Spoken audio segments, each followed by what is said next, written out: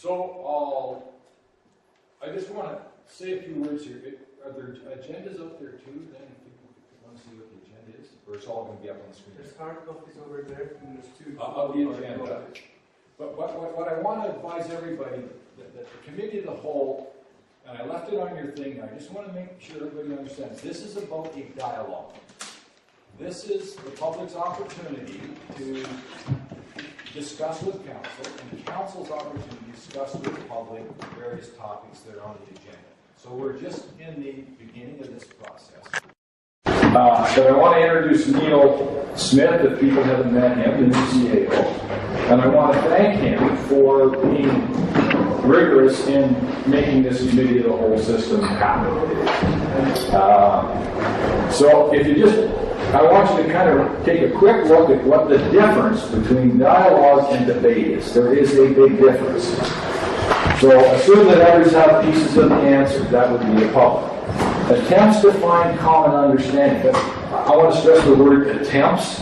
You may not leave the meeting with a common understanding, but you know that's the goal. Objective is to try and find common ground. And we know in our community to find common ground can be a lengthy and time-consuming process. Explores his best personal assumptions, I don't know about that. Examines all points of view that are brought forward. Admits that others' thinking can improve one's own. Searches for strengths and values in others' positions. And seeks an outcome that creates new common ground. So the CAO here is here to listen to the public. He is also here to listen to council. We will then leave this meeting and prepare various documents for council. So when we have the council meeting, they will have all the documents necessary to then have the debate, call the question, make the vote.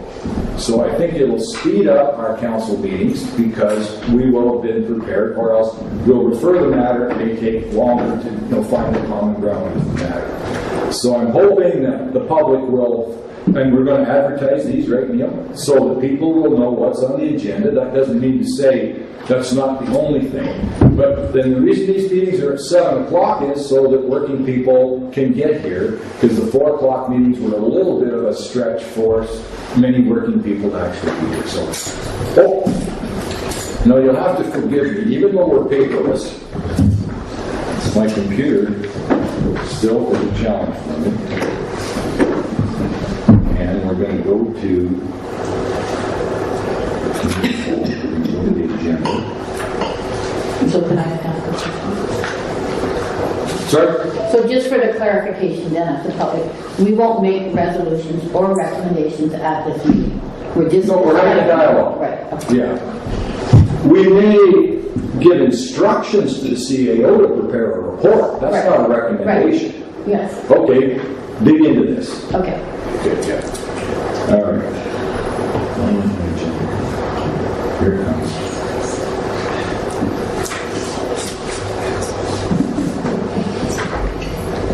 Okay, so I'll call this meeting to order at 19:03 hours.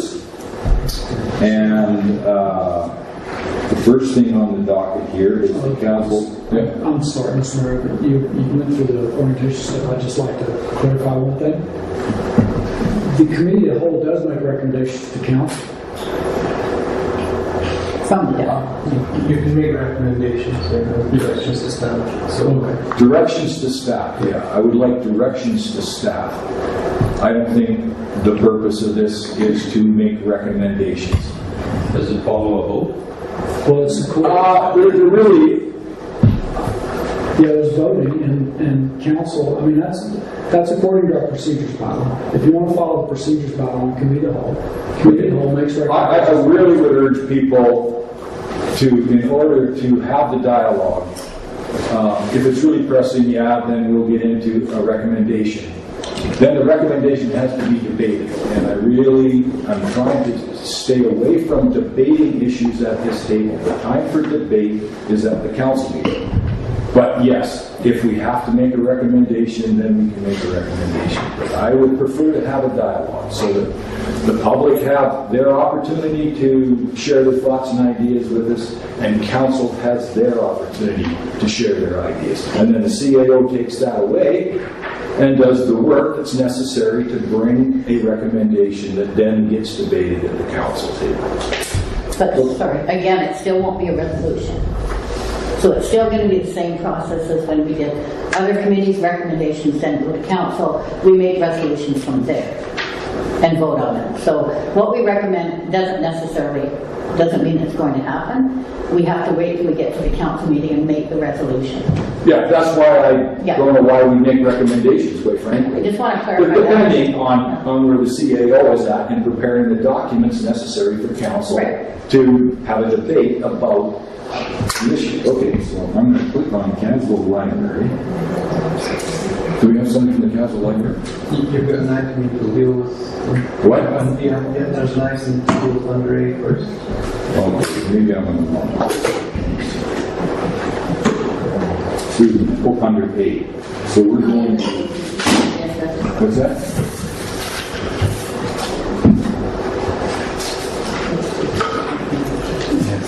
But I can barely see. Yeah. I think there's paper. So that's Okay, I see it. and then you can just click on those and go through your items and then close them. Okay. So I've got 8 here. What's under 8? All the buildings. Well, the first item there is the group decides who the presiding member is for the meeting. Do you have an appointed presiding member? That's part of the procedure bylaw, yes. Okay. Would council like to appoint a presiding member of council to chair the meeting? I was going to move to nominate the chair, mayor, to preside. Second. Okay. What I like about this, and maybe we can change our operating procedures, but usually in other councils, it's the acting mayor for that time that presides over the committees of the whole. So it's an interesting idea. Well, we'd have to change our procedures. Yeah, well, there are going to be changes in the procedure bylaw. And that might be one of them. That'll all have to be debated. But yeah, we're changing the way we do business here. Anyway, so Call the question? Or do we have to? Yeah, on that one, yes. on that one, yes, okay. All in favor? Motion passes. Now I go to council library. We have 3 late items for discussion. Caslo Library, a request for delegation from Mr. James Morris, and also you'll find in your B folder a request from the Community Forestry Society for letters of support.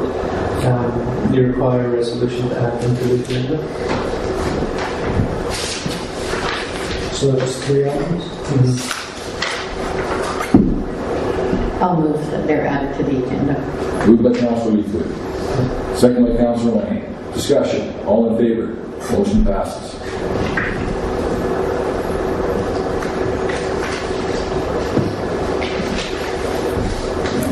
So now we go to council. Then you're going to decide where you want to place them on the agenda. I'm going to go. I would suggest these. I don't really have a spot for letters of support requests because they require resolutions of council. However, I would suggest, given the theme, the 3 of them, I would just place them after number 6 in the agenda prior to the council priority discussion. So 6 here says sustainable economic development. No. After number 6. Okay. All 3 or just? Yeah. Okay. Unless, no, actually, sorry. One is a delegation request, so one should be put under D. Under B? Under D for delegations. Oh yeah, okay, good. Mr. Morris should be put there, and the other 2 could go after 6. Okay.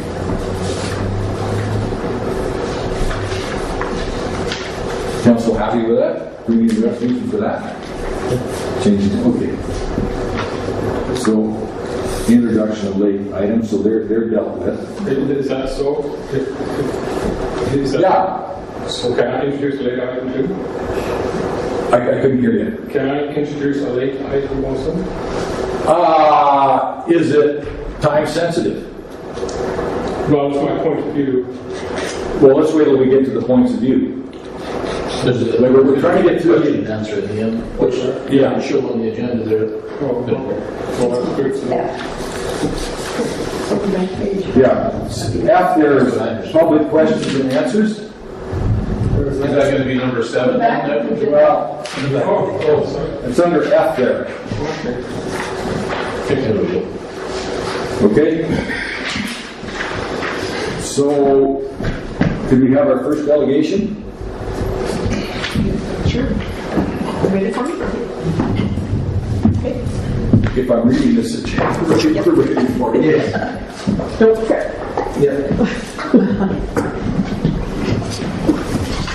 I'm going to try and do this sideways so that you can see up there, but I'll probably forget to do it. So you can, there's only a few slides if I forget.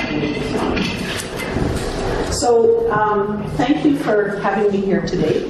The reason I wanted to come was because there's been a bit of a change up at Selkirk College, so I thought this was a good opportunity to just come and let everybody know about the changes, because I've been working in trail for the last couple of years, and now I'm back working on this campus. So I thought it was a good opportunity to let you know about the programs that I have been running out of the trail campus that I now will be running from here. I still have an office in trail as well that's staffed. So I was just going to go over the two programs, the Employment Skills Access Program and the Blade Runners Program, and then give you some handouts of some other information about the college. So I'm happy to answer any questions at that time.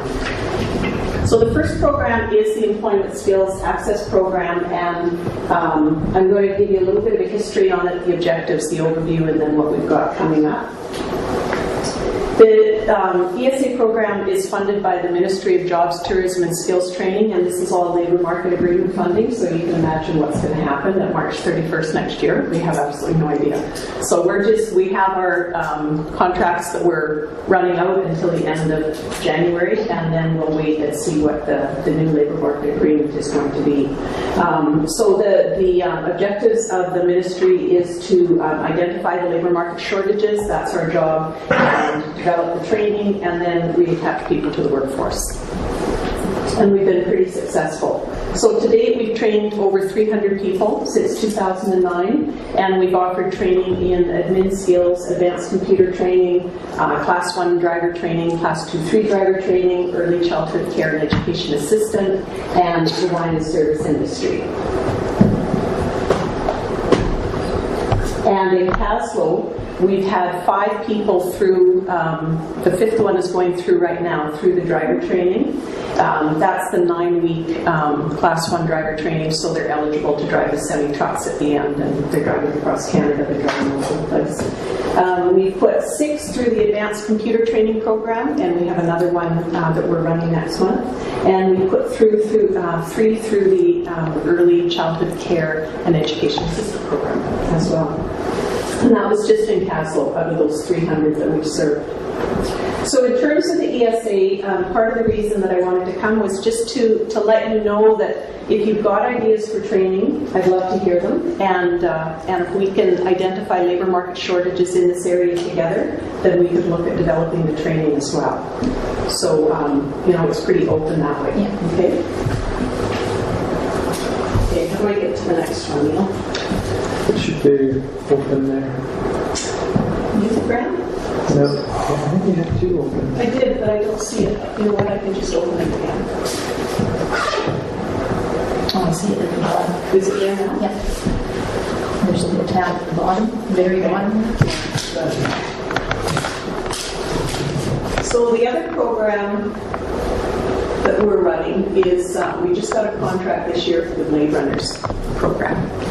And it's very similar to the ESA program. It's been running since 1994, and it started as a program delivered to Aboriginal youth at risk and trained the youth in the construction industry. It's now been opened up, so it's youth at risk, any youth at risk, and it's any training at all. So it's a very successful program. The model is used all across Canada, and it also is funded by the Labour Market Agreement. So again, we don't know what's going to happen. So the objectives in Blade Runners are similar to the Employment Skills Access Program, but the model is a little bit different. It's more highly supported for the participants, so there's more life skills in the program. There's a job coach that works with the participants all the way through, and there's an 8-week paid work experience component at the end. Again, this is a program where we can really deliver the training that works for our area. So in the cusp, we're delivering kind of an intro to forestry program, and we're looking at some leverage funding to be able to get the wages paid over there. So intro to forestry, first aid, fire protection, power saws, that kind of thing. And then in trail, we're starting in 2 weeks a program that's life skills, basic job skills for people with disabilities. So we're training them to get into the workforce. So both of those are starting in a few weeks. So the typical size of the class is 12, and that's always been an issue in our region. And if we can get 6, we're happy. It means we have to pare the budget down pretty tight, but we have found that we can do it with 6. We just don't have anything extra. The eligibility is very similar to the Employment Skills Access Program. And I told you about the participant support, and the multi-sector partnerships are very important. So next steps for this is the same. We're just kind of in wait mode to find out what's going to happen with the Labour Market Agreement, but still making plans as if everything's going to roll out the way it has been. And then if it changes, we're hoping we can tweak it along the way. So I think there's big opportunities here for our community. I've talked with Community Forest, I've talked with different people in the community just to try and get word out and see what might be, what might be useful for people. So, do you have any questions? I've got a little package here that I can let you look at with some more information about the college. Sorry. Here, you can read meals. How's that? So in it, I've got a poster for the advanced computer training that's coming up. The eligibility for that, it's a free program, so if you know of anybody that's not working and not an EI or underemployed, they're eligible for that program. Behind that is the blue poster that just is a generic information about the Employment Skills Access Program. There's also a little RAT card in there, which is the Safety and Resource Industry RAT card. And we've pulled some of those courses for the NACUS training. We've just customized it to what they needed over there. And also in that package is a brochure from the adult basic education component of the college, which is, as you know, very important. And when I stopped in there this afternoon after I got back from Nelson, there were like 20 people in there working. It's a very busy, happening place. So there's information in your package about that as well. Any questions? So the training, the ones that have been for Castle residents, do they happen in Castle? They don't. The advanced computer training did. The 6 that went through the advanced computer training did, and that one's going to be running here again. The driver training and the early driver training's in Castlegar. The early childhood care and education assistant program. It's really hard to say that one. It was online. Oh, yeah. So they were supported here through the campus here. Yeah. So Don, you guys probably must be aware of the kind of stuff that kind of Community Futures is doing. And you're down in Trail, you must have been rubbing shoulders with the skills, sitting down and all that stuff. So you got anything that kind of streams towards kind of entrepreneurial into this a little bit? Or not at the moment, Jim, and that's a good question. We are looking at that, But the challenge with this funding is it doesn't really fit in this model. Finding labor market data for a lack of entrepreneurial skills is hard. So what we're doing is we're kind of fitting that in with the advanced computer training and different training like that, because that's what people need around here is entrepreneurial skills. So we're just kind of fitting it in where we can. Yeah, so I mean, that's, I'm just wondering if there was, like if somebody comes in your program who's pretty keen, you kind of move over soon. Yeah. I was wondering about, I don't have the right name, but I think there's a potential in the near future around some sort of home-assisted living care aids. Mm-hmm. Like that, is that something that's certified? It is. It's a 9-month program, and actually one just started in the cusp yesterday. That was my idea. Yeah, 12. They've got a class of 10. And if we have a group of people here that want it, we can bring it here. I did try and bring an ECCE program here. Unfortunately, ECC? Early Childhood Care and Education. But there was a big interest at the time. But when we finally had the meeting, people had other things that they were doing. So I'm happy to work with anybody that wants to bring a program like that here. So I guess my last comment would be, my experience is showing me there's a chronic shortage of good bookkeepers with background knowledge in Simply and QuickBooks. Mm-hmm. And it can't be just in Kaslo, it's got to be so around the bookkeeping. Thank you. Thank you for that. Was that a setup? No, that was So Councillor Hewitt does teach for the college, and she teaches Simply Accounting, so we're kind of negotiating on that right now. So that was just a great segue. Thank you very much. no, there's a need for that. Yeah, exactly. Yeah. Okay. Any other questions? So, you're going to give a phone number where people can reach you? And I've got my card in. Yeah. Some people got my card and then I ran out, so it's in there. Yeah. Okay. So thank you for making council aware of this and giving us some idea of programs that we, if you need letters of support and what you're up to, and maybe you can come back in January or something and give us an update as to what, because training in our community is really important. I mean, it's how we're going to retain people in the community, and working with the Chamber of Commerce and others and identifying what skills would help us become more prosperous. Exactly. And online. I will trip on that. You're next. No. next. Lamella.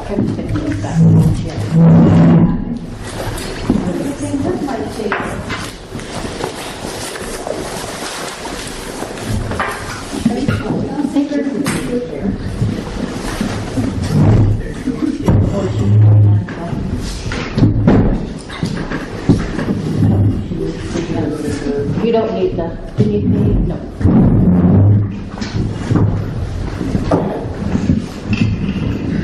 Good evening, and thank you for the opportunity to present the International Amenity Migration Center grant application for the Columbia Basin Trust Environmental Initiatives Program. IAMC is a provincial and national registered not-for-profit corporation. Our proposed project, Harmonizing Leisure and Working Landscapes, aims to reduce community tension or conflicts emanating from competing land uses in Kaslo and Area D.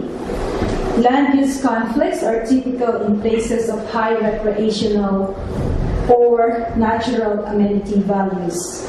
Many, if not most, of these conflicts arise from our values and behavior, dividing our community members into opposing groups.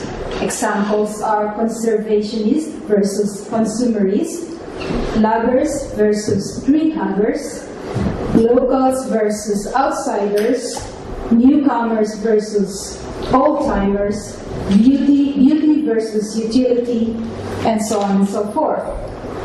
Example of land use conflicts that exemplify this behavior are cultivation of cannabis or the marijuana legalization.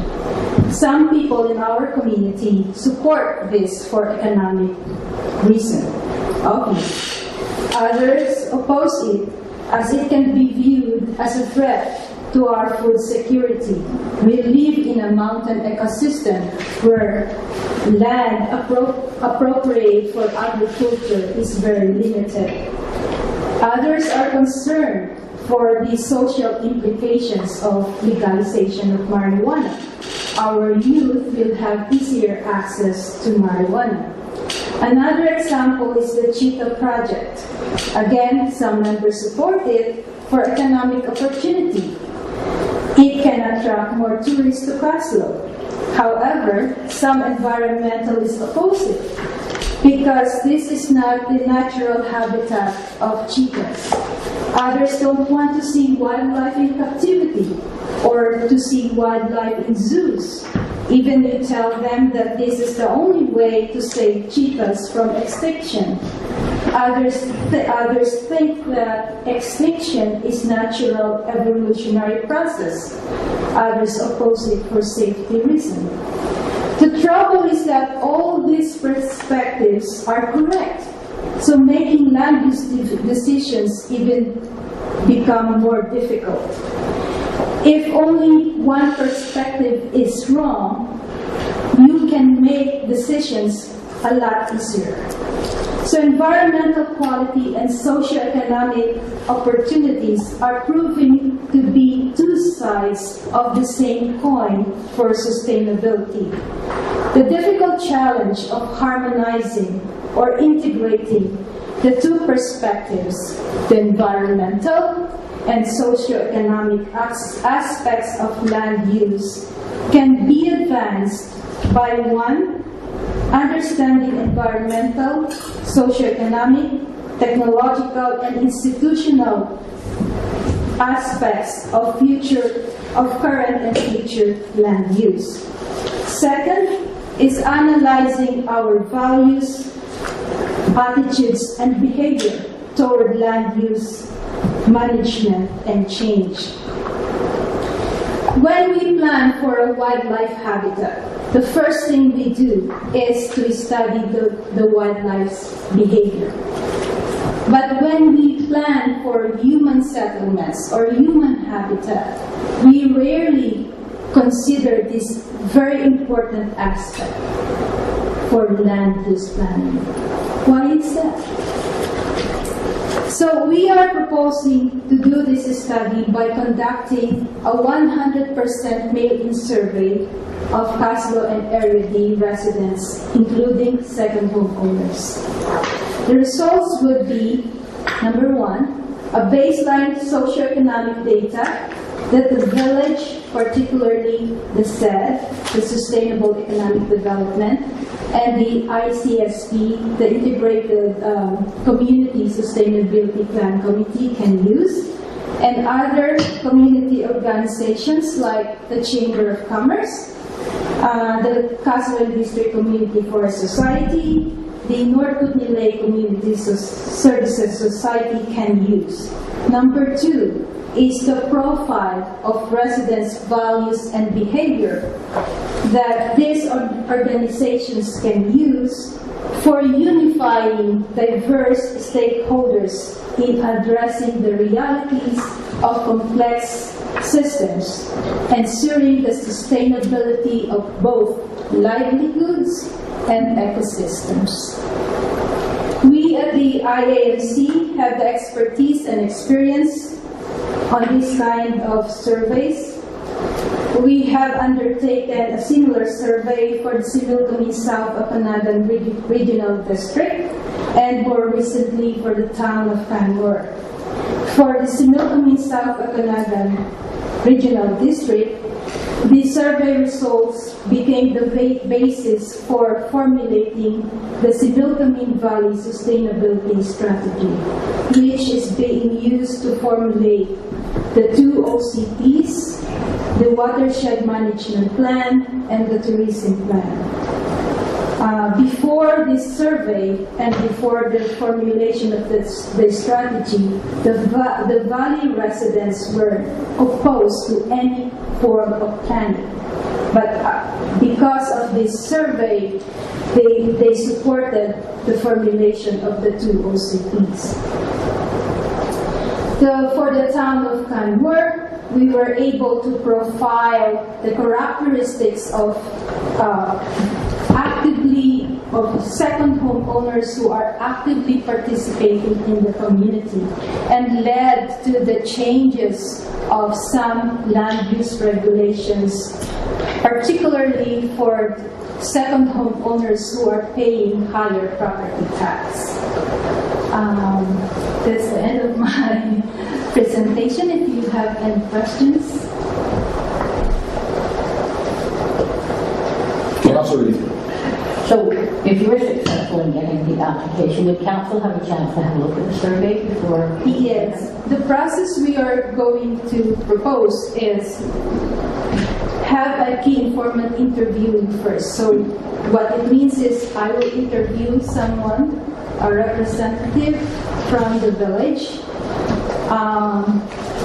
a representative from the Chamber of Commerce, representative from the KDCFS, Marketing Lake Community Services, said, before we design the survey questionnaire. After we design it, then we will distribute it for review to these organizations. And then we will do the meeting. And then we will analyze it and give and ask for input or review from these organizations before we publish the results. It will be available for download from our website, and we will give you a copy, both digital and hard copy. Councilor Holmes. So in your writing a grant, would the village be expected to contribute to this grant as part of the funding for this, or your proposal, or do you know? No. But it will be very good if the village can contribute something. But at this point in time, I am requesting for a strong letter of support from the village council. And the deadline for submitting the proposal is October 15th. However, we are leaving on October 10th for 2 weeks. So it's kind of time sensitive.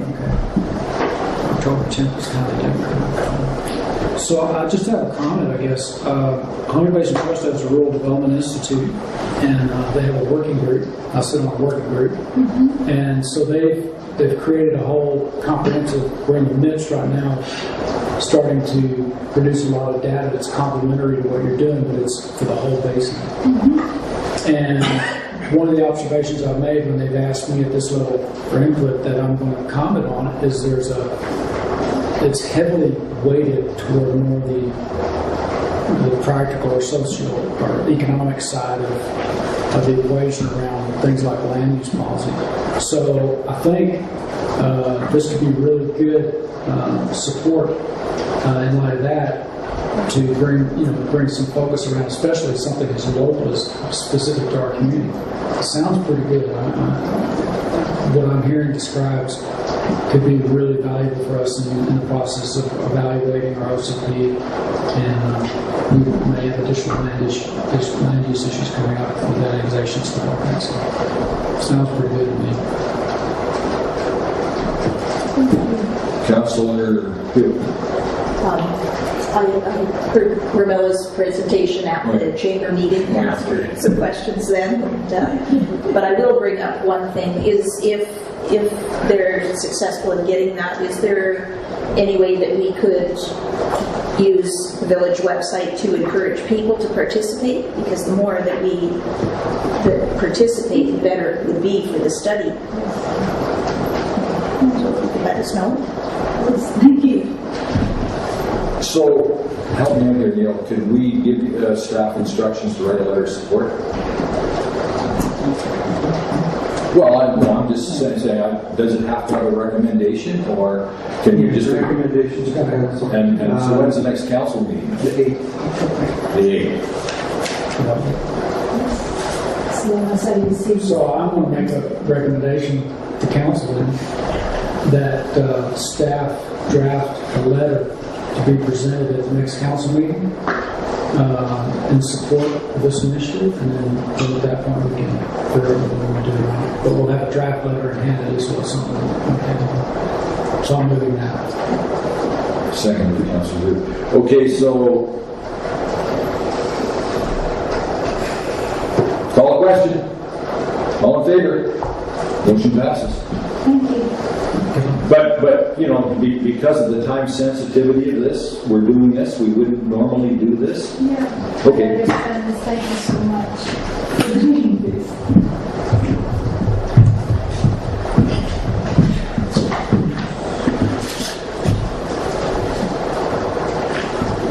Mary Morris, you're up. Thank you, Mr. Mayor. Councilors, Glenn, Neil, thank you for having me. It's nice to be here. I apologize.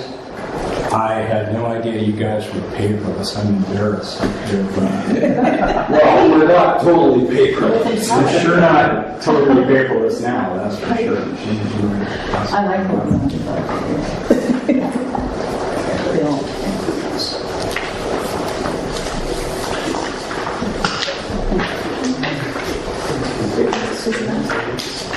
Just while I'm quickly doing this, I'd just like to say that here's another picture. It's actually kind of an honor to go after Manila, because she and her co-founder of the International Immunity Migration Center are prime examples of one of the reasons why I decided to establish the Kaslo Institute, which I'm here to speak with you all about this evening. Before I get into it, I'd just like to say a couple of introductory things, and that is that Jen and I are now moving into our first decade here. And for the first time this year, it's finally hit me that it's time to do something with the accumulated expertise and knowledge and hard knocks and successes and failures that colored the 40 years of my life before we moved to Kaslo, primarily in cultural industries and in building businesses from scratch to a point where they became quite large. And the reason why the time is now to do that, and particularly in the form of the Kaslo Institute, is that it just seems clear to me that there are a number of things that are beginning to come together here that, if properly managed, if leveraged, could help us all collectively address some of the challenges and opportunities that we know we all face, and that I'm sure you folks talk about every time we get together around the council table. So the Kaslo Institute, like the International Immunity Migration Center, is set up as a nonprofit, or will be when registration is complete, as a nonprofit BC and Canadian registered corporation. It will be based here, thus its catchy name. It will focus on exploring ways and means of leveraging our region's creative talent, combined, when appropriate, with new and emerging network-centric technologies, which, by the way, is another reason why I believe the timing is correct now to establish an outfit like this. With the imminent arrival of 100 megabit per second bandwidth here, the opportunities that will create, or I should say could, and I go as far as to say should create, are very exciting. I've been involved in projects that are similar in the sense that large bandwidth is suddenly made available in jurisdictions that aren't used to it before. And I've seen what can happen when the rollout of that technology is done properly, and I've also seen what can happen when it's not done properly. Obviously, as a resident of this place, I'm keenly interested in seeing it has as positive an impact as possible. So, thus, the rubric under the masthead, creativity, technology, leading to and supporting the creation of an economy that's diverse, that's resilient, and therefore sustainable in ways that are appropriate to this place and the people who choose to live here. So you'll quite often see and hear, when you see things coming out of the Institute or you hear me talking about it, you'll hear the word appropriate quite a lot, or right sized.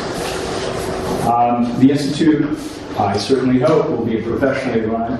We'll have a strong board. And actually, Neil, if you want to go to kaslo.com and go under About Us, you can just scroll along as I talk and you can see the board as it's shaping up right now, as well as the advisory board. So, I also refer to the Institute as a think and do tank. Some people know what think tank is, but I prefer to think of it as a think and do tank, because it's intended that the Institute not only perform applied research, but that it also have the capacity to actually make things happen, both on its own and in collaboration and partnership with other organizations and entities, both based here in our region, across the province and country, and around the world. In addition, the Institute will be capable of hosting appropriately sized, there's that word again, conferences, workshops, seminars, symposiums, retreats, concerts, and other live events, again, in collaboration with local and regional or national stakeholders, or when appropriate, on its own. Just as in a totally different sort of size capacity, the Banff Center is capable of doing. And it will also have an aspect that's almost more TED-like, if you're familiar with TED. And if you want to just Google it, it's a global phenomenon. And we can do those things in part because of the bandwidth that we're about to receive here. So in other words, it's possible to contemplate taking events, taking activities that are already happening in Kaslo, where there's actually an enormous amount of pent-up intellectual property, such as Kaslo Jazz Fest, and leverage that in a way that will be of benefit both to the organization in question and the wider community, without having to necessarily flood this place with tens of thousands of visitors every year. Again, thanks to the new technologies that we're about to be blessed with. The intention is that the Institute will be in a position to share, and when appropriate, export its expertise and intellectual properties to other communities and regions in BC, across Canada, and around the world, just as all professional, successful institutes, in fact, do. And the following is quite important.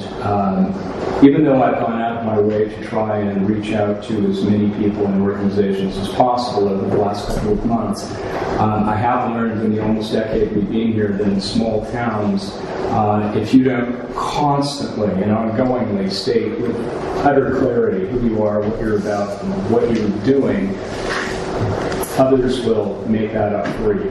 Thanks very much. Really quickly. And I know that, at least in some circles, there's some confusion as to whether or not Kaslo Institute might be conflicting or somehow in opposition or competitive with existing organizations, in particular existing arts and cultural organizations.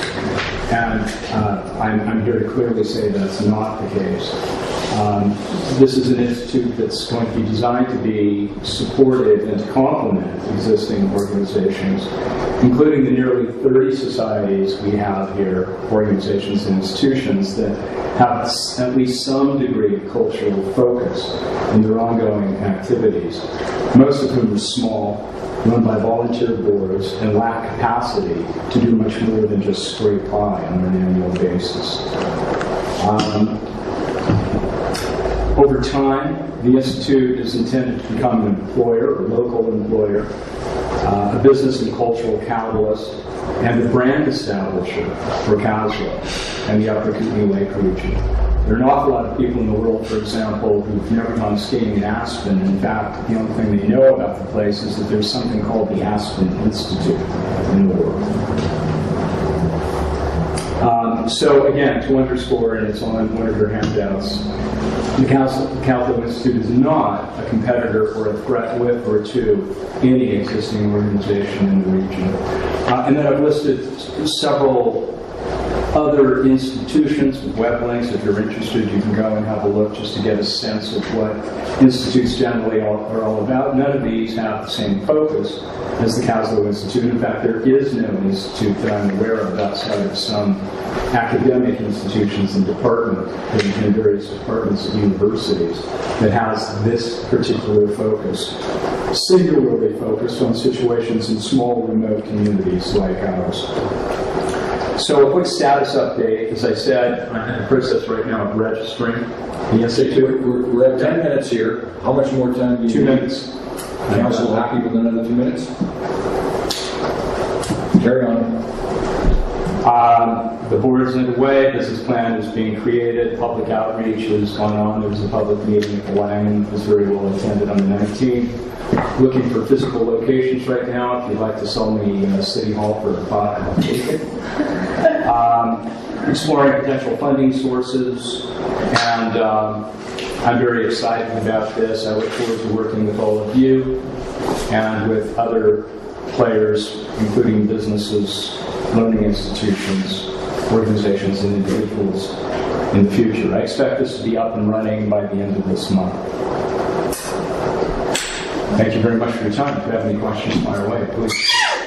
Councilor Hall. I'll just go jump all over the City Hall for a buck. Like, these little tiny, these little maybe work some. I'm glad to talk with you about that. Councilor Lang?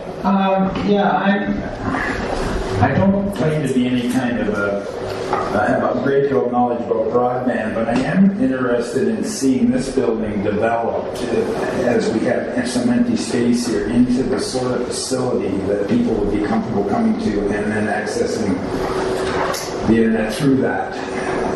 But I'm not sure how that would be configured. Do you have any thoughts on that subject? Like what could work? Absolutely. That's part of what I did for 40 years before I came here, all over the world. I mean, I don't want to burn up your time right now answering the question, but I'd be happy to get together for coffee or something sometime to talk about it. I have had long meetings with Angus Graham, for example. Don isn't here now, I guess, but her ultimate boss, right, president of Selkirk College, about this, and what the Institute is setting out to do fits perfectly into the context of the college's 5-year strategic plan. And but even the college lacks capacity, for example, in the area that you're talking about. If you look at some of the members of the board, one of them is Dr. Jolanda Ramos, who is the Director of Professional Development of the International Society for Technology and Education, which is basically the University of Oregon. That's what they do. And I've worked with Dr. Ramos since 1995. She's on our board. Have a coffee. Yeah, coffee. Right. Okay. Councilor Hewitt, anything? No, not at this time. I read your full proposal and emailed it around before. Great. Neil, you have any questions? Okay, great. Okay. So thank you. Please come back in the new year with an update. I might even come back sooner. Good. Get her done. With some good news, I hope. Yeah. Thank you very much for your time. Thanks. I appreciate it. Yeah. These, I didn't distribute these, but these are the slideshow that was shown at the Langhams. James. Yeah. Thank you. So, my concern is how the clinic is working up at the hospital. It's not coming through for people there around the area, and it's been going in this direction for quite a while. And I'm hoping that the council can make some statements on it, you know, and put it to the IHA there that things aren't the way they're meant to be with the clinic. And I think that over my working career there, I've worked with a number of clinics that are all with private physicians there that have all been fee-for-service there, and they generally work quite well over the years for long periods of time, across in Denver and same in Nelson. And the IHA there, in their idea to try and keep medical services in the small communities, came up with this idea of centralizing everything and then having a staff of physicians there that they can call on there on a local basis there. And the problem with this is the fact that it doesn't provide a lot of continuity there, and it makes a lot of people feel uncomfortable. And to top it off, there the contracts that are being put out for the physicians to sign from the IHA apparently aren't working very well either. So this is why Kaslo is in the position that it's in. And I wanted the leaders of our community there, the council and mayor, to put a couple motions forward there. One would be no confidence motion for the IHA on the running of the clinic, and I wanted another motion to say that we should pursue accommodation and offices for a clinic ourselves there. And I know it's a huge undertaking, but I feel that the community would be best served by doing that. We've had a long time with them to come through to make their what do you call it, their idea work, and it is not working. And if you stood in the pharmacy like I did for years, and even now when I'm in there, there's complaint after complaint. This is an extremely important thing, and it's extremely negative. Everybody else is pretty positive here tonight, but I'm being pretty negative here. And but I believe that the health concern for the local area is probably number one concern. Everything else follows after that. So I don't think it's something that I really want to just have passed off. I really want council to come out and say, I want a no confidence in the IHA, and I want the council and mayor to say that we're going to make our own clinic here. When the hospital board was dissolved a long time ago, it was a province-wide thing, right? Gordon Campbell government just took all the hospital boards and made the 5 health authorities throughout British Columbia. And so the experiment has gone on for quite a while, and the results are pretty mixed in terms of in the rural settings there. So I think this way, from my experience there, that this is the way to go. Questions?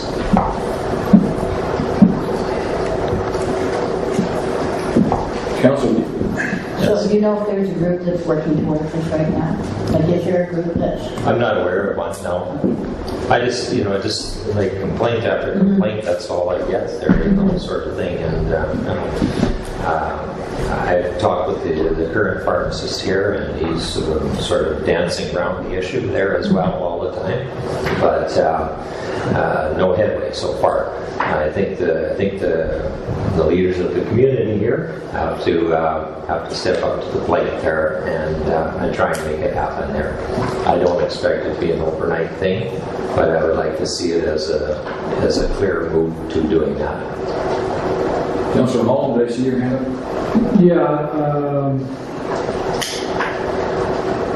I'm tempted to sort of like make a suggestion, recommendation, whatever you call it, for staff, but I'm staring at it because I think somehow it's got to be like a little caveat right here that you decide if this is how to prioritize this, because it could be, it could be a really giant task. But if we could have staff to report on Kootenai communities in the Kootenays that fund clinics or housing, doctors' housing, and possibly a brief on the models that they're using for that. Yeah, Custom's done this. Yeah, so we need so through staff, they can access, and then that hits our plate, and we can start, because when, you know what, I know zero about this. I know zero about this. So the first thing to do would be study what communities relative to our area are doing. Then we can start wrapping our minds around what this looks like and how it works and how they tax for it,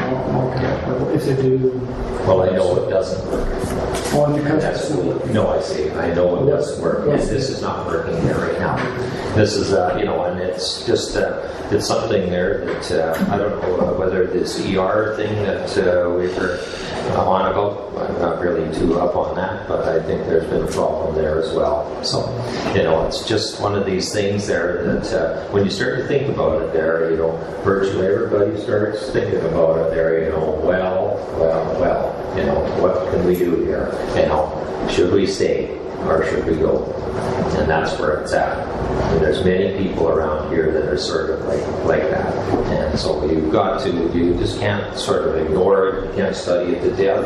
You should find out fairly quickly there and get moving on it there. Because it's gone too far, is what is the way I see it there right now. They just have one doctor there, and how long this lasts, I don't know. I mean, and then you get this locum thing there. And for years, I answered questions there from the hospital there, from the doctors there, because their records didn't work. It went on and on. And I thought, well, gee, they'll get it straight one of these days. They really haven't got quite there yet. It's amazing to me, but there it is. Like I said, I'm kind of maybe I'm just a negative guy, but there it is. That's the way I see it. Any other councillors want to jump in here? Well, when this thing started a year ago, the decision was made by the healthcare working group that meets occasionally, and shares thoughts and ideas. Sure, is to deal with the doctor recruitment issue. But as it evolved, we found that there were bigger problems. If you heard from people that were at the meeting on Wednesday night, Tom Humphreys was able to determine that the contract is basically flawed. It's not Kaslo that the doctors don't want to come to. It's the IHA they don't want to work for. Anyway, having said that, it's true. The committee is trying to look at what the future action should be. A report was prepared, which I'll get you a copy of, that went through the Ross report. But as I understand it from the committee, everybody agrees that we want the Ross report executed as part of the solutions. They basically wrote Dr. Ross off, in my opinion. The other thing is that the CAO has suggested that we possibly look at a select standing committee, but we have to change the procedures by law for select standing committees in order to create some flexibility and have subcommittees within the committee.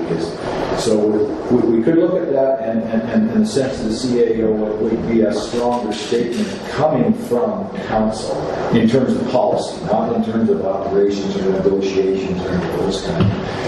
The problem with this particular challenge to the village is the constant, it changes almost daily. You get a phone call, we want to meet with you next week. So we've got to have a decision-making capability here that allows an operational decision. So that's in play.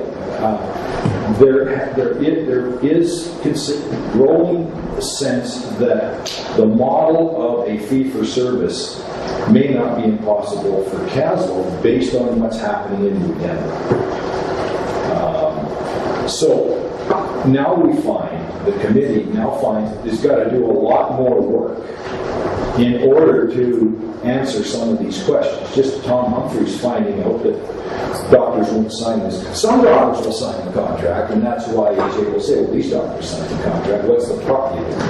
So, while it is time sensitive, I would say within 3 months, there would be some clear direction, and so the committee itself has decided that we're going to give IHA the options. We're going to tell them, these are the options we want. For instance, Councillor Lang is working with the paramedics to say, hey, we'll provide that coverage, and here's what it's going to cost you. So there's a number of things in play here. So I would hope that maybe at another, committee of the whole, we will have a little better resolution on some of these issues when we get started. But it's getting IHA relies on community burnout, it relies on community dissension to defeat the purpose of what, and other communities have rolled over. They've given up because they'd rather have doctors than have urgent care. And I'm not too sure. I sit on the Mayor's Caucus, and I will be contacting all my colleagues who are facing similar problems to get a more provincial focus on that and support for Dr. Ross's report. So I would say that that's about 3 months out. Councillor. So is that one of the options that the committee is looking at, is a privatization? Well, the focus was recruitment. So we're kind of moving to, IHA haven't been able to do it. Maybe we should do it, like Creston has done. Creston's a good example. But it is a very complex issue, and I think we have to make a decision whether we would go, and this would be a council decision, go to a select standing committee and take the current committee with the experts on it and give them the flexibility to be operational. But anything that involved policy would then come back to the so this is a working order. In terms of making a specific recommendation of council, I want to talk to Tom Humphreys about this because that question was asked at the meeting, and he said the legal and regulatory position is that can't do it.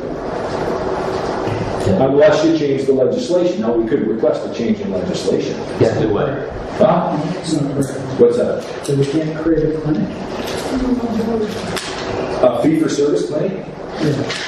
They're just regular doctors. Well, any doctor can start a clinic. Will they have hospital privileges? That's the anvil that the EIH, well, sure, you can start a clinic here, but you don't get any time in this hospital. They have to have a reason why. Well, yeah, it has to be a valid reason why. Yeah. So I think that should be explored, and maybe that's one of the options that IHA would look at. But we can't even get other than what it costs to run the hospital. So if we're going to save money, so we're kind of over our time here. Councilor Hewitt? I do know some people who have formed their own fee-for-service clinic in a small community, and they do have privileges at the hospital where they do attend. So, if I could set up a meeting, if that was desired. So, just let me know. Put their names out in public. Until I've spoken to them. So you would have to come to council, that's what you said. Is that what you meant? Yeah, come to council or have an informal, lunch meeting or something, and just to see how they went about it, and, whether it would be workable for council, see what they, it's a little bit bigger community, but it would, you'd get an idea. That would address what Ray was talking about, and I thought of that as well, but I don't think they can really say stay out of our hospital. Yeah, I mean, it's everyone's hospital. Yeah, and like I said, if they want to go there, they should be in for a fight. Yeah, no, we're exploring all these. We tried to work with them for solutions. They gave us no solutions to date. Now we have to come up with the solutions, and certainly a private clinic, and with doing like the Cusp did, they raised the money for the house. Regional district bought all the furniture in it, and they had a doctor. That's right. And when I first got involved, I said to the taxpayers of Kaslo, we may have to tax for this. Yes. between the regional district and the village of Castle, if we want to start and initiate a mechanism for fee-for-service doctors that over time, I think, would become self-supporting. Yes. Can we leave it at that? You bet. Thank you. Thank you, James. Yeah.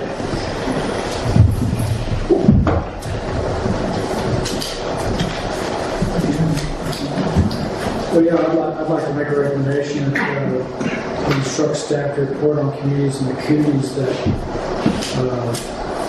support clinics or fund clinics and our housing, and maybe some models of how they finance that. Moved by Councilor Holland, second by Councilor Lee. Discussion. All in favor? Motion passes. And don't forget about the votion of no confidence in the way they're doing it right now. It's important. It's only symbolic. I really, because we're the very small entity here compared to them. But sorry. Just let you know. Thank you. It'll be on the next agenda. Whether it'll pass or not, I don't know. Sure. Okay. Now, where are we at here?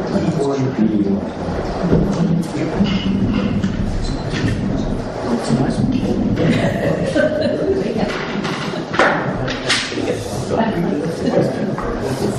Okay, I guess E5, E3, or E1,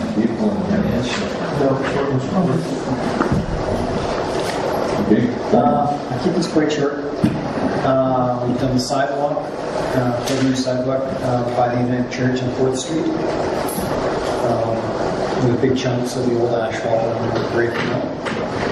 So that's safe to walk on. We've done some work on the Caslo shipyards, which is our property that has been eaten away by wave action, so it's being repaired. We actually took out about 4 to 5 tons of steel that was gathered on the beach there from the CPR slip that was there. So we removed all that, so it looks a lot tighter down there. The water treatment plant where the Kent Creek is kept up fine this year. Quite often in September, October, we're having to go on Castle River occasionally because of overflows in Kent Creek. Well, we still have a fairly high demand. In September, we didn't have that problem this year. We're going to be dewatering the wastewater plant in a couple of weeks here. We do that twice a year. Remove sludge. Ursula, Ringwald, and myself help the schools, some school students on volunteer day to plant daffodils on the hillside. Neil's idea. See if we do. Did you have fun?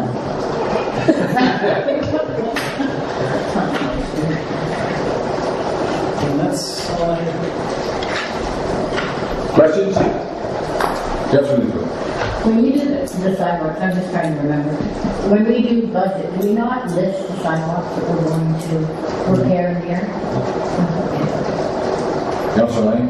Yeah, I just want to thank the Public Works crew for participating in a trial program with the Castle Golf Course on screening some material at the airport. The material that was produced was of very high quality, and unfortunately it was not economically viable. So after one day of operation, we shut down the trial, and we're going to have to look at some other options. But thank you. It was just too slow to me. Thanks for getting on that and giving it our best shot. Okay. Yeah. I just, given that this is a first committee, well, I wanted to just jump in if I could with a question for council and for Glenn. There would be nothing stopping given that we don't have delegations at regular meetings now, there would be nothing stopping Glenn providing the forward report at one of the regular meetings. And then you wouldn't have to wait quite as long into the evening after the delegations. It's just a thought as we're in an area where we need this. Does that work for you? That doesn't make any difference. But nice is always been juicy. Is that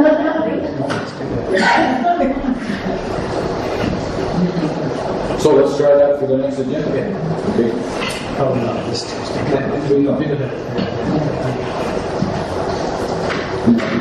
I got all these, I got E2, E3, E1, E2.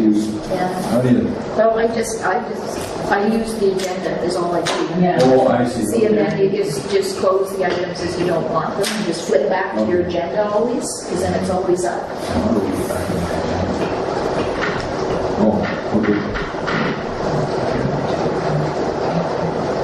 So don't close your agenda. Close your other items. Well, we're getting close to, we got 20 minutes left here, so we're just going to go through what we do, and then we'll just defer this to the next meeting. Okay. All right. Let's vehicle and camping issues. Yeah, I wanted the last Development Services Committee, I was asked to look at an issue identified by a member of council with respect to the water sports area and people accessing that area with vehicles and also for launching boats and so on. Glenn and I went down there and had a good look around and determined that if council strongly wanted us to stop that activity, there would be only one spot that we could legally put a barrier, and that would be at the turn-off in there, and I suspect that would cause a bit of tumult in the community. The challenge there is that we don't actually own that property, it's ground land, so we have very little control over it. There is a danger that because it's lakefront, we could in the future have problems with squatter camping in that area just because it's clear and looks good. At which point we'd have to bring in the Ministry of Forests enforcement and compliance to deal with the situation. So yes, we could block access for that agricultural community to be protected. Okay. You want to give us the multi-material, any other questions, Councillor? Councillor Ryan? Well, I mean, I totally agree. But is that where it ends? So we're not taking any action? Councillor Richard? Could we not write to the property owners and tell them our problem and ask them to take a solution? I mean, if it only is blocking off access to the water on their property, maybe they would do something. I mean, it's crown land, it's not. Right, It's a so special kind of crown land, though. It's an old creek. there's someone you could write to and say, this is the problem we're having as a community, and as we don't own the property, is there a solution they would have for us? One would suggest for student tenure. Yeah, which we looked into, if you remember, and for $50,000, we could probably acquire it. Well, we had to do an accretion survey, it was 17,000, and we took it out of the budget because we needed to calculate it. Was that the complete That was the accretion survey? I believe so, because we had told. We wouldn't have purchased the land. Well, that was, we had to do the accretion survey first, I believe it was like, we were told at the time. We would have required to purchase the land. Well, we'll just give direction to staff to investigate if there are any options, rather than trying to remember what happened. Okay.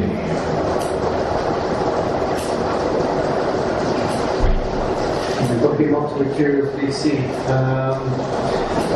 There's not a lot of, at least official movement on since UDCM on this. We're still on course for November contracts. And when that process starts evolving, I will report to council. That's really all I have to report at this time.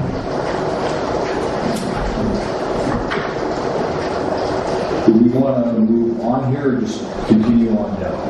Councillor Hall. Well, I just want to make a comment, just to kind of reiterate to council, if we were going to possibly question, so council should be clear that we're going to be responsible for paying for building a recycling facility, which the cost is approximately $170,000. No, it wouldn't be as high as anything as high as that, but it would be a substantial cost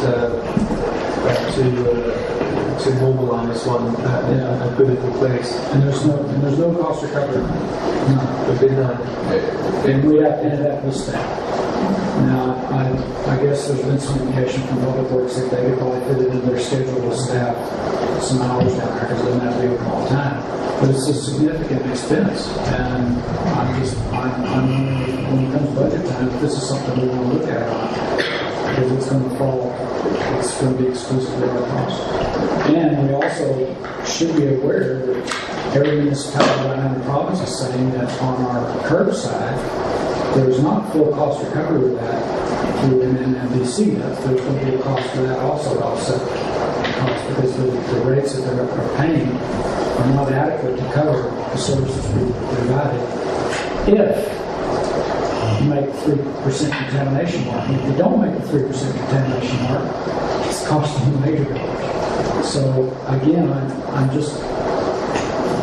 I'm very concerned about the ratepayers of Kaslo that they're going to end up paying when they buy the stuff, because and they're going to end up still participating in regional district service because they're not going to be able to withdraw from that, and they're going to be paying in their taxes in the form of making up the cost overruns on costs. So I find it pretty daunting. Councilor Lane. Well, I don't disagree with what Councilor Hollings is saying, but I think really the ball's in the regional districts court. I think they need to make a decision on what they're doing because they're currently operating the transfer station. If they're going to cease to operate it, then that would certainly affect their decision-making process. So the second issue is taxation. If they're not going to provide us with any solid waste or recyclable options, then they need to reduce their taxes, and that money should accrue to the village and help offset any programs that we want to put in place. We're in a service with the regional district, and I've been informed by the chair that service will not change. If we want to have a place for our garbage to go, we're going to be a participant in the service we're paying for and I question that right off the bat. I was looking for some relief on that. They're not going to back off on that. They're going to maintain their transfer station because they're not opting in. They're staying out. They're going to run a service on their own without MNBC. So the CEO might correct me if I'm wrong. The regional district hasn't said that they will continue to operate their recycling centres. They've actually said the opposite, and that's where the problem lies. They've indicated they have no plans to raise taxation to reduce taxation recognition of the solid waste service, but they've also indicated that they've indicated in letters to the minister that they're going to let the new system succeed or fail on its own merits, and they're going to close their transfer station. So therefore, small municipalities are stuck between a rock and a hard place. No, it's the transfer station. I'm doing the garbage part there. Yeah. And we should pay for that, but it's the recycling that I'm referring to. Because we're paying for that too. I know, and they're saying they're not going to call back. Well, my understanding is UBCM appointed a special committee to deal with this with Multi-Management BC, and I would suggest the CAO will be in touch because I think that we're going to find what they think they're going to get is going to change. But that they're just patting their chances, hoping that at the end of 90 days nothing's going to change. I don't believe that's the case. So you've read the documents on where they explain the rollout of this program. It's been a 4 or 5 year project they've been working on. Yeah, no, I realize. There's specific language in there. Yeah. It said over and over again, we are not going to review or revamp or redo this thing. It's done. The research is done, the investment's done, blah, blah, and every indication from them. Now, if they're going to eat all of that, which at this point I'm kind of surprised because that'd be more than a major reversal on their part. It'd be a serious turnaround. Not saying that the committee's not going to do some work, but I think for Kaslo, given the unknown circumstances of this, to maintain the status of agreeing with something that we have not a clue what's going to happen, puts us in not a very... But our letter was pretty clear about the weasel words in it, as far as... Are we debating? Well, yeah, no, all I'm saying, these are good comments. I'm waiting for UBCM, and they were very clear. They stopped it in its tracks. So we're having a dialogue here. Well, UBCM didn't stop it in its tracks. They set a committee to talk about it. It's not stopped. Well, my understanding was there was a moratorium for 90 days. No. UBCM only has the power to make recommendations to government or lobby government and things like that. They don't have. They're not the government. Anyway, I'm sure the CAO will stay informed and keep us informed about, and I appreciate your concerns. I have the same concerns, but there's a lack of clarity as to exactly what's going to happen at the end of 90 days. That's why I'm nervous about participating. One observation, I know we're short. One observation I'll make, I know it's of no comfort in the situation, but New Deal gas tax money has been used on numerous occasions to pay for the mobilisation of recycling stations and curbside recycling programs. If the worst came to the worst, the municipality has got the funds to set it up. That's what Takes it from something else. Yeah. Takes it from something else. Yeah. So, do we want to go through the project list for review, or recommendations to council or request staff report? What's that? Which one are you on? Well, I mean, we're almost at the end of our time. Yeah. So are any of these items that are left time sensitive? Because if we don't deal with them tonight, then we won't be able till the next meeting. Yeah. So Neil, what do you think? The DVP application clearly could do with a recommendation from the committee, but it's not necessary. There are a number of letters there. The project list is there for your review at leisure.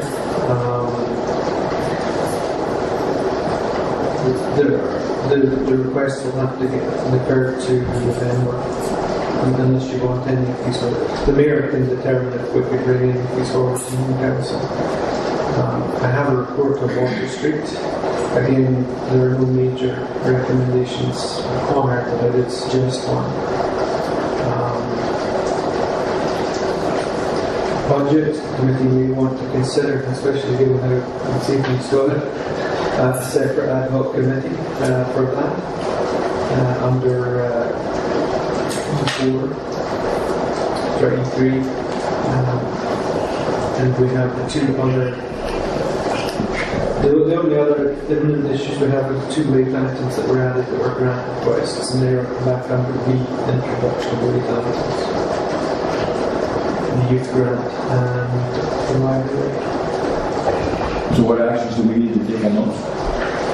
The recommendations to council, I think, let them dealt with on the 8th.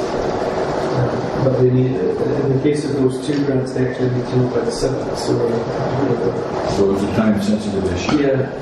And I'm just wondering, is the Axel time sensitive? The proposal for the airport?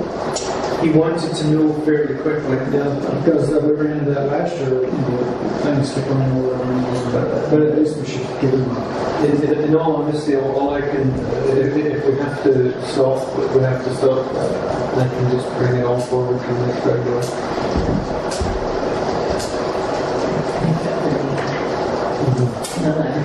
Yeah. Well, I'll recommend that we support both the library youth proposal and the community forest. Second. Councilor Hewitt. Discussion. All in favor? Motion passes. Okay. So we'll rearrange, adapt, and go to the public. So what are the questions and answers? Talk about budget? Yes, sir.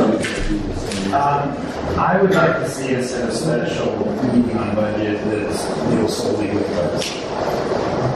And we'll call it what you want, if it's that's fine. I think that's why not have a special meeting? Well, that's what I'm saying. I'm not sure what the format should be, but I think one advantage to committee of the whole is that we're all here. And last year the budget committee didn't Yes. But not everybody attended. Same thing with now. But nevertheless, there's just too much to talk about to try to edge it into this kind of a format. So I'd like to request that we set a date and not the too near future, because I'd like staff to come forward with a complete set of financial documents that actually make sense, so that we know how much we owe, what our current cash situation is, what loans we have out, how much is left over on taxation levels. There's a bit of background information I think that's been lacking in previous years, and I'd like to give the staff an opportunity to get some of that information together. So I don't want to put a gun to their head and say it has to be done by this date. I realize it's short staffed right now as it is, but if we could have that information available to us before that meeting, that would be true. To me, at least. So would it be reasonable then that by the next council meeting, the CA would know what would be an appropriate time to accumulate that information for a special meeting, and then we'll go from the special meeting? It's only 7 days. What's that? It's only 7 days. Well, I know how much. We just figure out how much time we need, right? Not that we can prepare anything. No, we're not going to prepare anything. He's just going to say, here's the strategy, because we're going to do it quite differently than we have in the past. We can have Just a short staff report, and if you can get it together. a week of the month, free for a first one. For a first special meeting. Yeah. For Tuesday, Did you say that would be the fourth Tuesday? Fourth? Yes, the third Tuesday. Because regular council is second and fourth. That's right. Can I make it friendly on this recommendation? That council be presiding over the she has to do. I want to see the staff report first. and that would happen if it's a committee of the whole. It's not a committee. Suggesting a special meeting, which means the mayor decides. Special regular council meeting? Yeah, to deal with budget. So, Why can't it be committee of the whole? I think that's a good format myself, because then we're not attached to making anything that's But we need a plan here, because I see significant changes in the way we're going to do the budget. And I need staff to comment on that. And it's going to take them a while, and I've had some discussions with the CAO about that.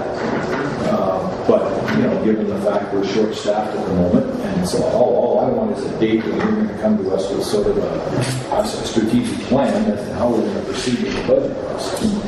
You should probably put those items that you want in an email to Neil.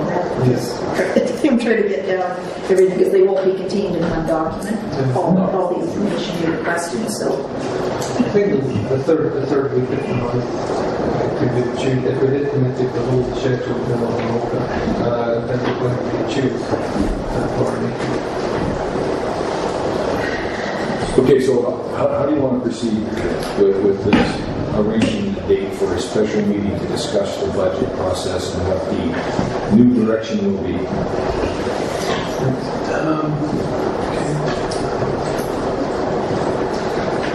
The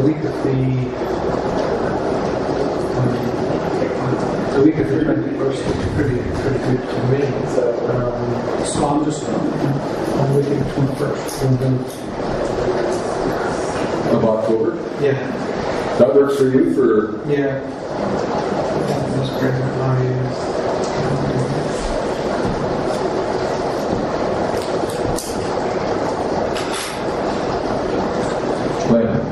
That would be a series of meetings, I mean, budget can't be specified. Well, I don't know about that. I don't know about that.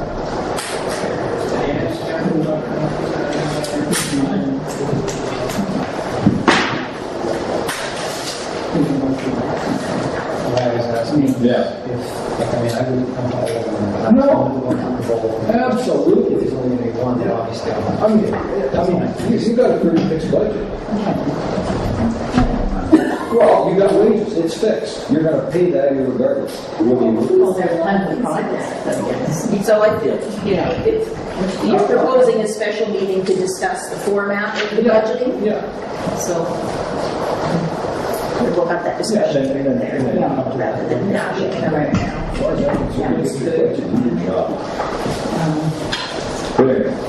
Okay. If you'll come up with a date and communicate with us then. Yeah, no, that week is actually fairly clear. So it would be a case of, would you like to do it on a Tuesday evening, or would you like to do it at one of the earlier times? Which date? The 22nd, 23rd. We could do something there. So the 22nd is a council meeting. So we do something. No, isn't that the 29th? It's the second and third. Oh, it's the same. Okay. Second and fourth. Yeah. 1, 2, 3, 4. It'll be on Tuesday. 22nd is a council meeting. Yeah. Oh, yes. The 17th.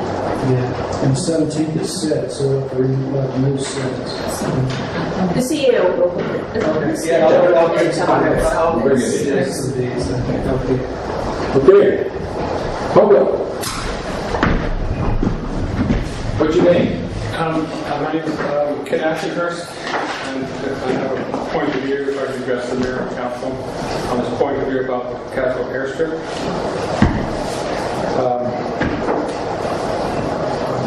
The lowering of the community IHA Ross Report update meeting, I think is very distasteful and very, and there should be a point of order taken on somebody standing up, especially when there was calling for voting based on emotional appeal. There was no financial plans disclosed to the related air industries that this person heard what was talking about.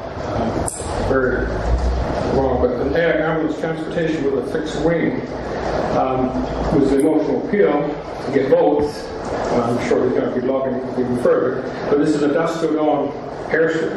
And you can't fly in at night time, put this in the lights, not lighted, etc., etc. And many times a little ceiling. Then to have a fixed wing airplane, you need a pilot, a paramedic on standby. And then the plane itself has to be certified for the required medical equipment. Who's going to pay for that? Is an industry going to come in here, put it together, and taxpayers have to pay for that? And then the sweeping of the loose gravel, taken from a letter from the paper, and so about snow clearing. To me, clearing the runway would take 2 to 3 hours to clear that runway of snow. And then you've got to inspect it afterwards. Who's going to inspect it? Because you have to report back to Cranbrook Control, the airport is suitable for landing on. So there's a chunk price on there. Who's going to take the liability for inspecting it? And then should we want to have an emergency lift, but we got 2 weeks, 3 weeks of snow on there, it's all hard packed. But we don't have the equipment to move that kind of snow. We'd have to buy some pretty heavy equipment to move that kind of snow. And once again, who pays for this equipment? And then to explain to the people of Caslo, well, we're not going to sweep the streets today because plowing streets because we got through the airport. So, how viable is this idea? And not only that, we have to buy communications equipment because, if you remember, 25 years ago or so, there was an accident at Cranbrook Airport where a plane landed and hit the snow plow. Both had clearance to be on the runway. Well, that means we would have to have radio communications from Cranbrook to say that we're sweeping. So, it's one thing here, we're getting not tens of thousands, we're getting hundreds of thousands of dollars of airport operation things. And I feel that if we're going to do this kind of thing for the airstrip, we should have a plebiscite for the people of Caslo to vote on once they know what the costs are and the future upkeep and maintenance.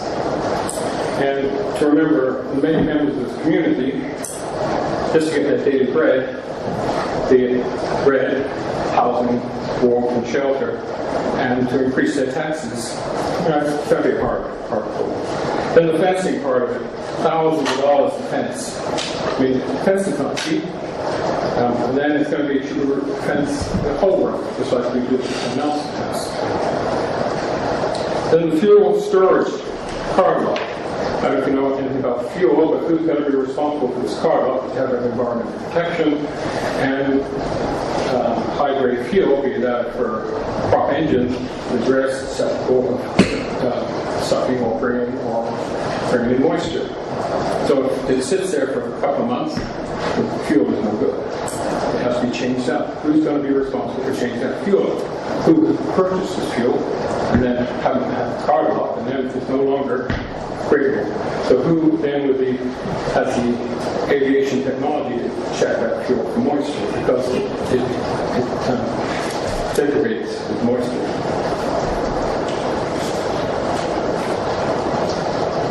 I finished here. But normally in the industry of a corporation or those interested in developing an area, they put their plans forward, they put their money on the table, we want to develop this, we want to do that, and then they come to the council and ask for a tax relief for 5, 10, or 15 years. Say, I'm bringing this into the community. For the community to go upgrade an airstrip hoping to attract is really the wrong way to go about it. Of all the airports I've had to do with in the past in Alberta, you do it around the other way. You say, I want to come into your community, I want to do this, I'm willing to put up $500,000 to start a thing, and then give me a tax release for 5 years. And this is the way it's done.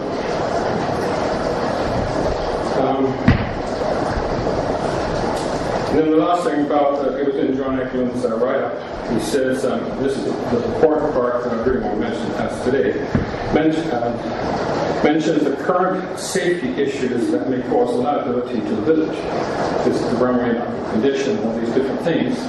Now, if such liabilities are not covered by the village insurance, then if these liabilities that John Eklund talked about, a horrible accident, be it something on the runway or the breakup of the tarmac or something that's not correct, does the village have insurance to cover a probable multi-million-dollar claim should something come down? And if we don't have that kind of insurance coverage, we should close the airstrip tomorrow.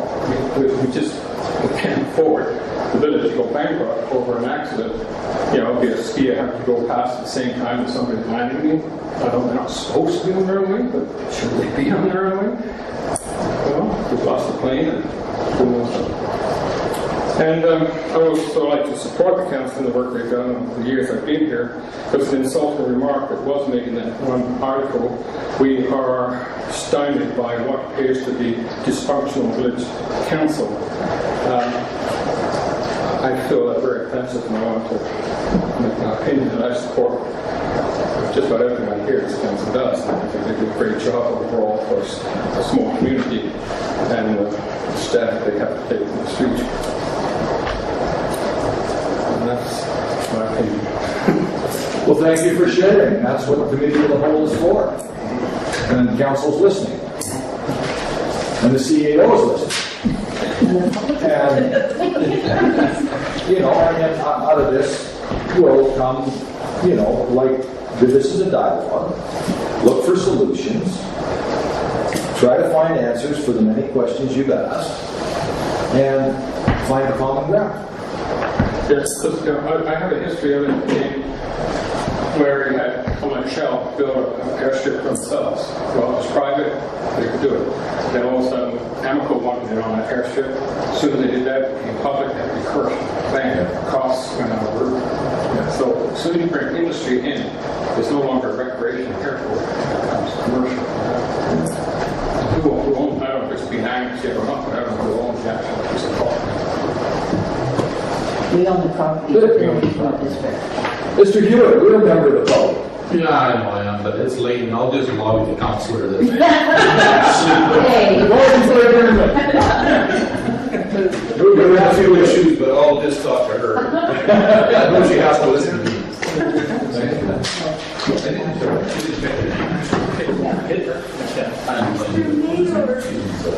Oh, sorry. Oh, sorry. Oh, sorry. I waited for this. I would like to suggest something. I know we are experimenting with the committee of the whole, and I am so excited for the committee of the whole. And I'd just like to to suggest that for the committee to accommodate public input for each